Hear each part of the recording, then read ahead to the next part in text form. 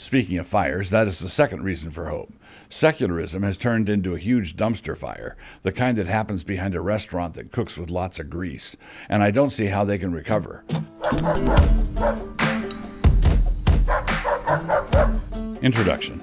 So I've been going on for some years now, or maybe a decade or two, about the prospect of a mere Christendom. A few years ago, it all seemed pretty radical, but as time wears on, and as our mainstream corridors of power seem incapable of producing anything other than bad ideas and balrogs, the idea of a mere Christendom has started to look more and more alluring, at least to sensible people. That being the case, I thought this would be a good time to explain how the idea of mere Christendom is not some theosyncratic idea of mine. It comes from the Reformed mainstream, and for most American Presbyterians, it is a confessional issue. I will explain that further in a moment. But in the meantime, the fact that almost no one thinks of it as a confessional issue is a plain demonstration of how the spirit of soft postmodernism has taken over the ostensibly Reformed bodies of North America. Richard Rorty summed up this attitude nicely when he said, "Truth is what your contemporaries let you get away with." Any ordained minister in the OPC or the PCA, or in any of the smaller Reformed bodies, for that matter, who disagrees with the concept of mere Christendom really is obliged, in simple honesty, to take an exception to the American version of the Westminster Confession at this point. Honest subscription needs to require this because no one else will require it. This is because confessional truth has become what the presbyteries will let you get away with. And on this topic, and it is not the only one, the answer is quite a lot, as it turns out. An American take on Christendom. The Presbyterians in America held their first General Assembly in Philadelphia in 1789. Perhaps that city and that year should ring a bell for you, and at that assembly they adopted an American version of the Westminster Confession. One of the places where they altered the original Westminster Confession, in this case improving it, was the chapter on the civil magistrate. The original Westminster was drafted in a context where there was an established state church already, and the contest between Anglicans and Presbyterians was over what form that established state church should take. So the original Westminster was decidedly Christian on this point, assuming an established church, but that original Westminster was also Erastian, which was a problem. Erastianism means that the civil ruler has final authority over the church. Not a good idea. This is the language of the original Westminster. Quote, "The civil magistrate may not assume to himself the administration of the word and sacraments, or the power of the keys to the kingdom of heaven. Yet he hath authority, and it is his duty to take order that unity and peace be preserved in the church, that the truth of God be kept pure and entire, that all blasphemies and heresies be suppressed, all corruptions and abuses in worship and discipline prevented or reformed, and all the ordinances of God duly settled, administered, and observed." Isaiah 49:23, Psalm 122, verse 9, Ezra 7:23, 25 through 28, Leviticus 24:16, Deuteronomy 13:5 and 6, and verse 12, 2 Kings 18:4, 1 Chronicles 13:1 through 9, 2 Chronicles 34:33, 2 Chronicles 15:12 through 13.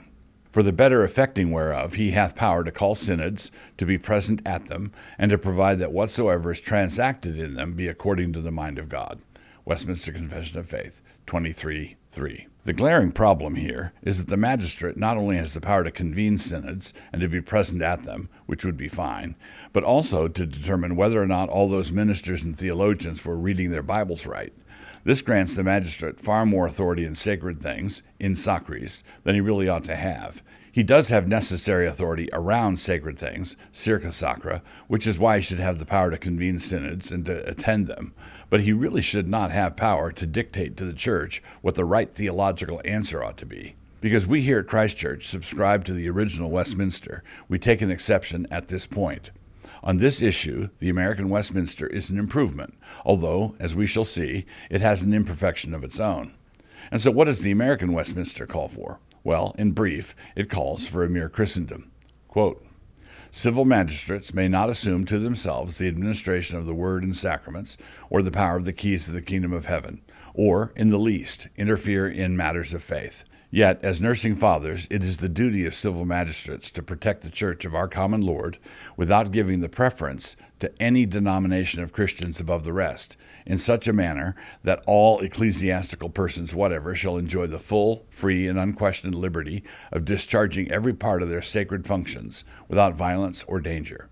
And as Jesus Christ hath appointed a regular government and discipline in his church, no law of any commonwealth should interfere with, let, or hinder the due exercise thereof among the voluntary members of any denomination of Christians, according to their own profession and belief. It is the duty of civil magistrates to protect the person and good name of all their people in such an effectual manner as that no person be suffered, either upon pretense of religion or of infidelity, to offer any indignity, violence, abuse, or injury to any other person whatsoever, and to take order that all religious and ecclesiastical assemblies be held without molestation or disturbance. American Westminster Confession of Faith, 23:3. When I wrote about this on another occasion, I said this, quote, "Both forms of the confession acknowledge that the magistrate has authority circa sacra, around sacred things, and both deny that he has authority in sacris, in sacred things. I want to argue that both are basically Kuyperian, although they are obviously leaning in different directions. We might struggle with the original confession, where it says that the magistrate has the authority to determine that decisions by church synods are in conformity with the Word of God. How is that not taking away with an Erastian hand what was given to the church earlier in the paragraph with a Kuyperian hand? But we should also have trouble with the American version, where it says that the magistrate cannot interfere with matters of faith, quote-unquote, in the least. How is that not sowing the seeds of a latter departure of the civil magistrate from any duty to Christ whatever? Me. But let's be charitable. That troublesome phrase, in the least, could easily admit of quite responsible interpretations, and which, at the time it was written, it probably did. But it was kind of like the general welfare clause in the Constitution, a little frayed spot in the knitting which the bad guys could then pick at until they'd pull the whole sweater apart. So let us set aside that in the least for a moment. I take it as saying that the magistrate must not interfere in sacris at all. But in the American version, what may the magistrate do? When it comes to circa sacra, he has quite a bit of scope, and it is a scope that presupposes a mere Christendom. Notice how the whole thing is framed with regard to the civil magistrate's relationship to various denominations of Christians. Civil magistrates are to be Isaiah's nursing fathers to the church, meaning that they are to be truly supportive of Christian churches because they are Christian churches. They would not be nursing fathers to synagogues or mosques. The magistrate has a duty to protect the church of our common Lord without giving preference to any denomination of Christians above the rest. In other words, the American Confession states, as a confessional matter, that the magistrate should be uniquely protective of Baptists, Anglicans, Methodists, Presbyterians, and Congregationalists, and including in that list any other body that can lay claim to being a church that belongs to our quote-unquote common Lord. This is mere Christendom. It is a Christendom that sidesteps the question of whether a particular denomination should be established as the official church of the Republic. It should not. A major part of the magistrate's duty is to leave all Christian leaders in untrammeled liberty, free to pursue any part of their sacred functions, without threat of violence or danger. All Christian bodies should be free to worship God according to the dictates of their conscience and their understanding of what God requires of them. The worship of our common Lord was to be conducted hassle-free by all, and with the sure knowledge that the magistrate was not going to be antagonistic. It would be an error to assume that this meant that these worthy Presbyterians believed that Jews or Muslims ought to be persecuted. I don't think that is an implication of their words at all, but it is certainly to say that the Christian faith would get preferential treatment, nursing fathers, and encouragement. Two approaches to mere Christendom. There are two ways to approach the formation of mere Christendom. Both of them are fine, but I do have a preference for the second one for reasons that I hope will become obvious. When the Constitution was put together, also in Philadelphia, right around the same time that the Presbyterians were there, and was later ratified by the 13 states, it is striking that 9 of the 13 had established state churches at the state level. Connecticut kept her state church, the Congregational Church, down into the 1830s. This is one approach to mere Christendom, the one I'm less enthusiastic about. A national body like the United States did not have a national church, not because we were anti-Christian, but rather because we were a federation of states, and each of those states had the option of establishing a church. If a state has a state bird, or a state flower, or a state anthem, and the national government has a national bird, or a national flower, or a national anthem, it is unlikely that any serious conflict will arise out of that. But if a state establishes the Presbyterian Church and the national government picks the Episcopalian Church instead, then you are just asking for conflict. And so the founders said that there would be no Church of the United States, the way there is a Church of Denmark or a Church of England.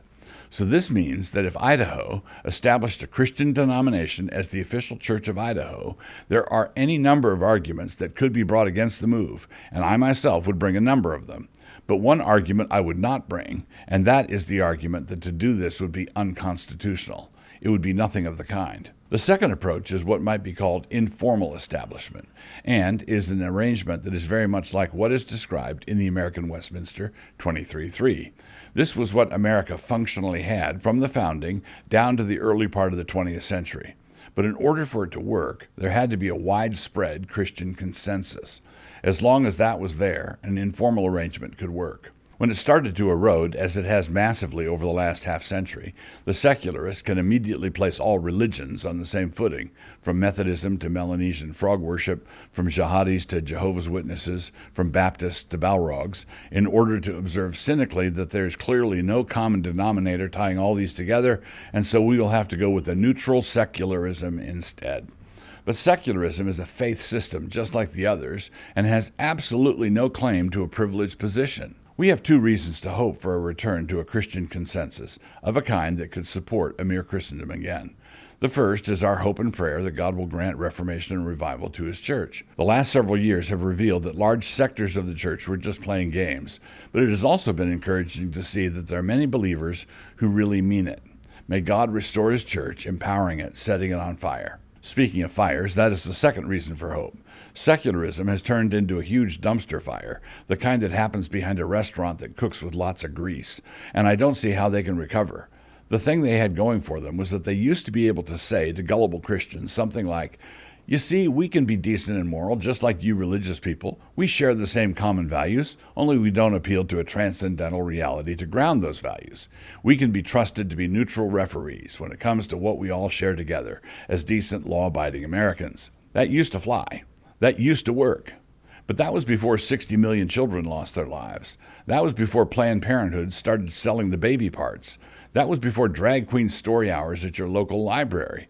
That was before doctors started taking money to conduct mastectomies on healthy young girls who had been hectored into thinking they were boys. That was before the lockdowns and the masking orders and the mandatory vaccine orders. In short, that was before somebody unlocked all the cages in the monkey house and told all the monkeys to go conduct their poo fights in the public square.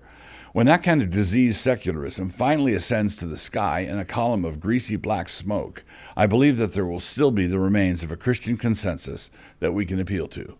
What we need are a sufficient number of Christian leaders who will be unafraid to challenge the dogmas of neutrality. I believe that when the insanity passes, as it has to, there will be many millions who are hungry for a sure word from God.